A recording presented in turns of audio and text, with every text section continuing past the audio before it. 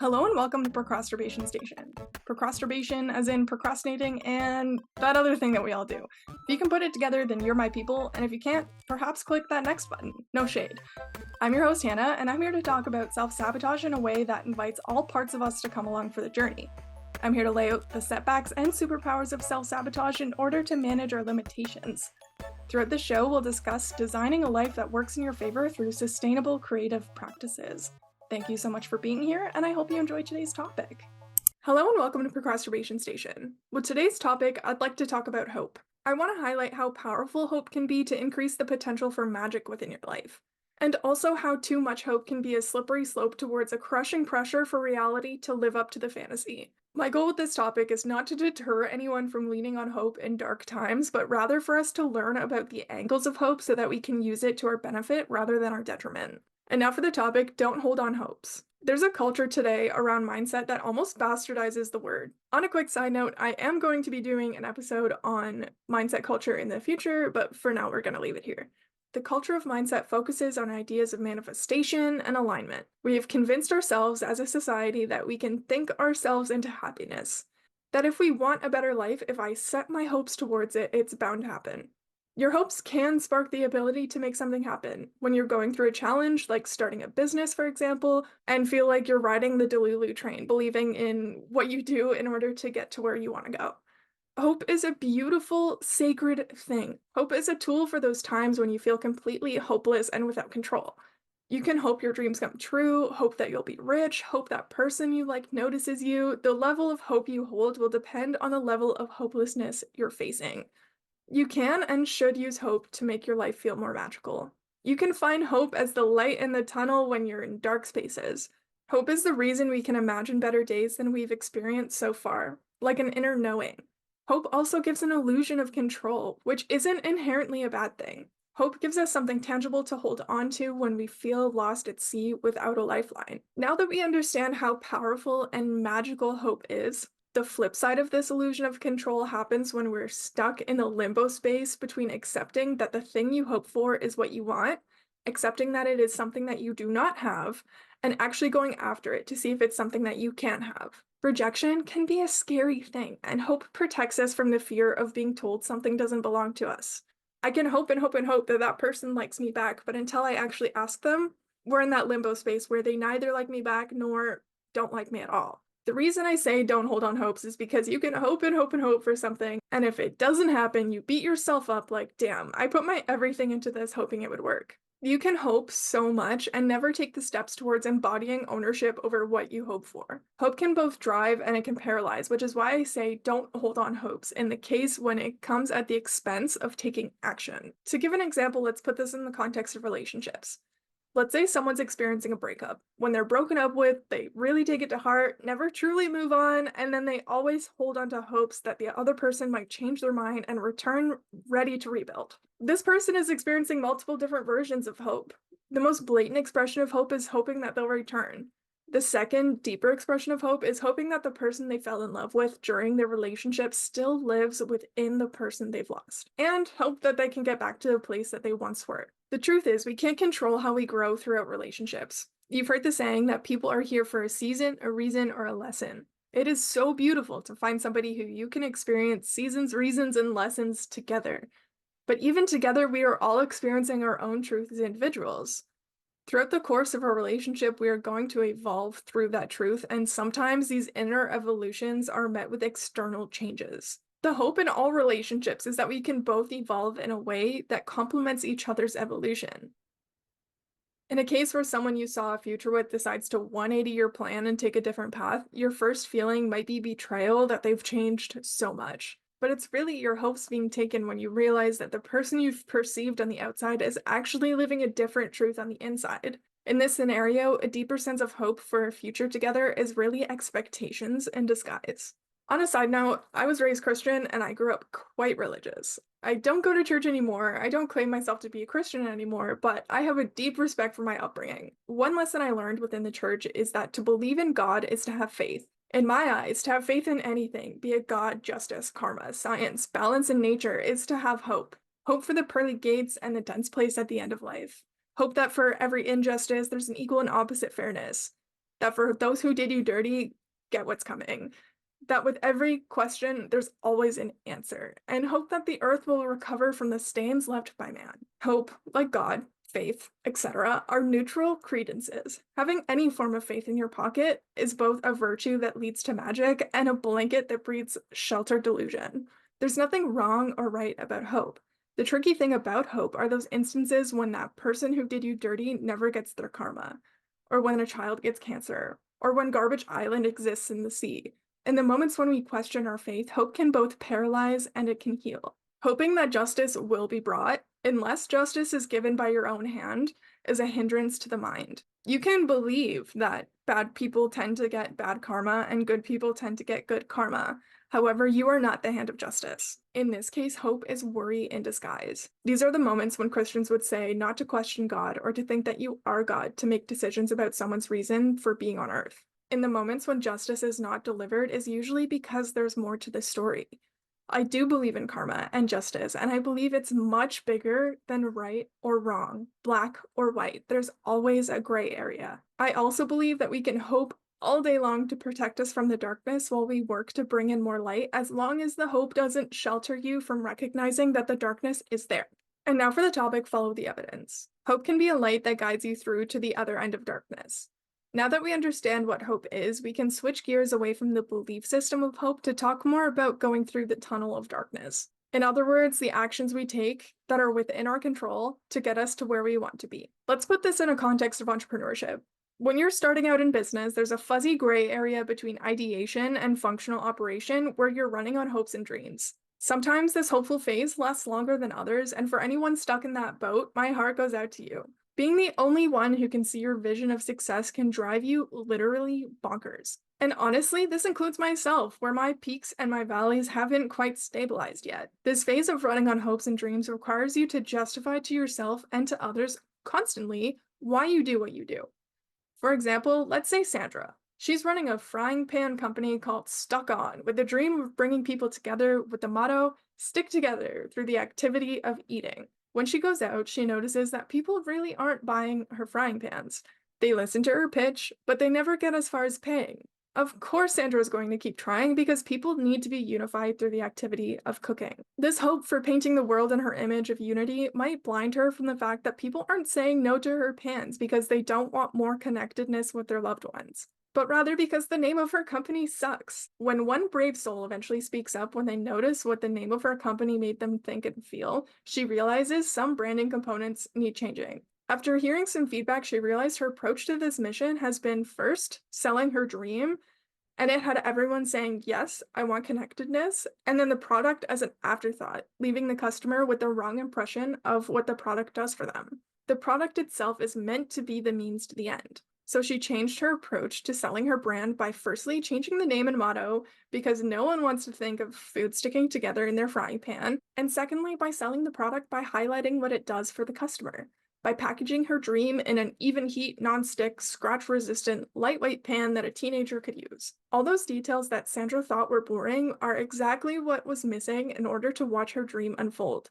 She had to let her hopes down a little bit in order to identify tangible evidence of how it accomplishes what she wants it to do.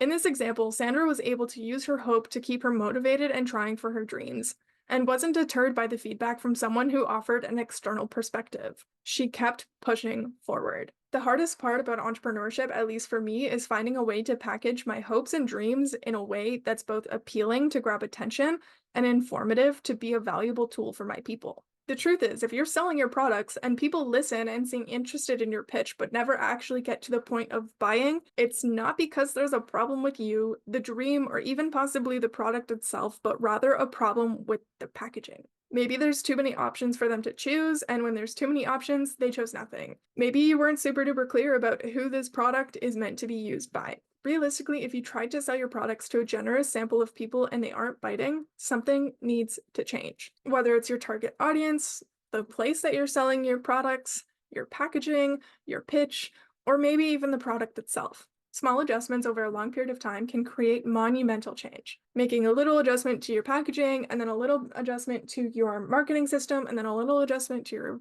product, like all of these things are going to eventually potentially change your business 180 from where you've started it, but it will also make you more successful. When I'm seeking feedback, I don't always know the difference between a criticism of my vision, when they don't have enough information to see my vision, and when something doesn't actually add up within my vision. I've gotten better at this with practice. I've realized that I need to receive feedback neutrally with a grain of salt respectfully until I have a chance to sit with it and process it. I'd also like to come clean for a second. It's me, I'm Sandra.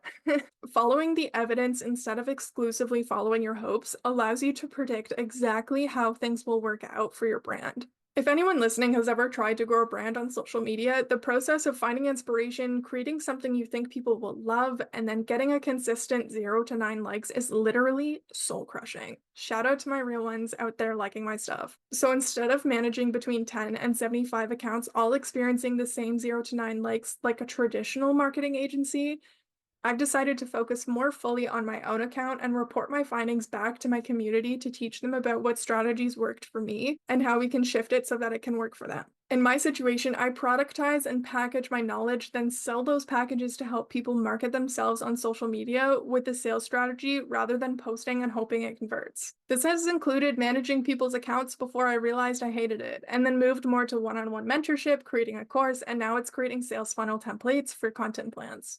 Including social media when you're looking to grow through any endeavor. Keep in mind that there are phases for testing when you don't know what works. There will be curveballs that shake the norm, and what used to work might not work anymore, but by learning through your downfalls, allowing the evidence will lead you to success. What's magical is when hope and evidence live together. You test something, hope it works. It doesn't work as planned. You try again differently, hope it works. It does. You do it again, and it works again. That's a system to following the evidence with a dash of heart. Your hopes can be included in the equation. However, evidence should guide your decisions unless your hopes are also prepared with a willingness to face the potential consequences.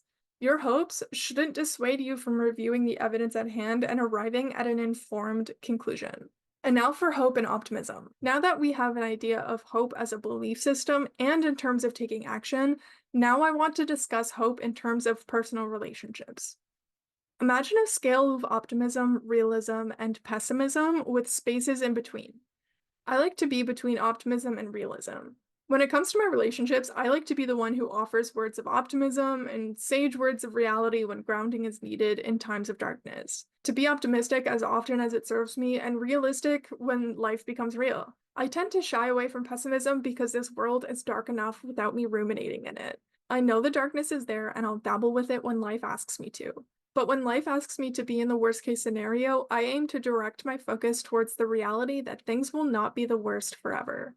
In other words, me and my hope have a very strong tether in times of darkness. When someone I care about comes to me telling me they're worried about the worst case scenario, I remind them how often the worst case scenario realistically happens and ask them what they can tangibly do to prevent it from happening. When someone comes to me saying they are currently experiencing the worst case scenario, I gently remind them that sometimes when we lose something dear to us, it makes room for something bigger to come in, and in the meantime, focus on comforting your heart while time builds around the space that remains. Hope to me is like balance between optimism and reality.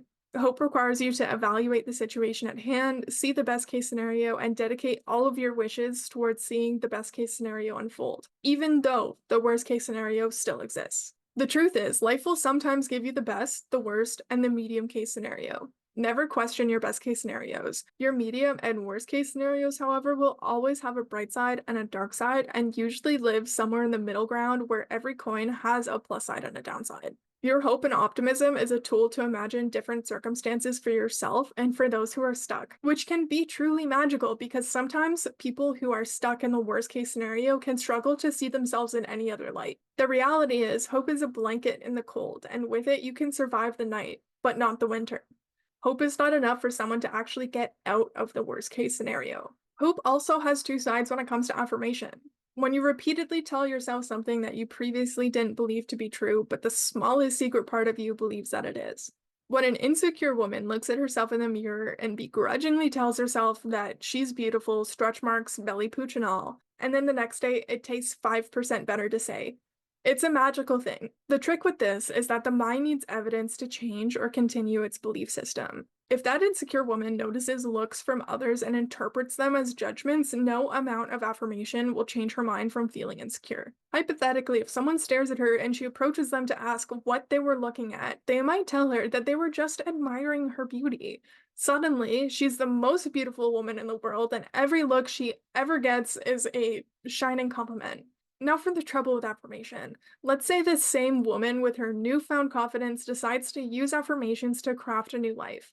She wants to be a millionaire. Her affirmations tell her, I deserve wealth and I deserve the life of my dreams. She dreams of this reality in her mind of what she believes she deserves, living in shame every single day that she doesn't have the life that she believes she deserves, and therefore pushing her dream farther away with the lack of tangibility. She can tell herself and believe that I deserve wealth, but the affirmation won't actually work without a tether to reality. Affirmations can soothe the burn of doing something that's against the odds. It can tell you that you're where you're meant to be. It can tell you that your hope for a better life has not gone to waste. What affirmations are not a substitution for, however, is doing the work. Doing the work provides you evidence that you are where you're meant to be and leads you to the life of your dreams, but it's not a magic spell.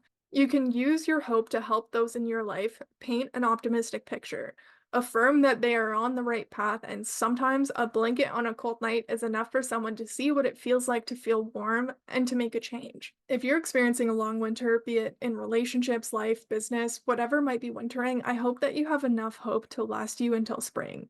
That your hope keeps you warm at night and that you hit the pavement running in the sunlight. I hope that you recognize that hope will not pay your rent or make your student loans go away or make that person you loved come back. I also hope that you have people in your life who are hopeful for you and see the best in you, especially in dark times. As this episode is coming to a close, I'd like to discuss what inspired this long-ass tangent about hope. We've discussed the concept of seasons on previous episodes, and as we were just discussing wintering, I've been experiencing a hybrid summer and winter season personally that's outside of the norm for me. I know it's literally winter outside, so that might be a bit confusing. But typically, I get a rush of creativity before Christmas while I paint gifts for people. This hyper-focused creativity and the holiday hustle bustle drives me to burn out for nearly a month, starting December 25th, every single year.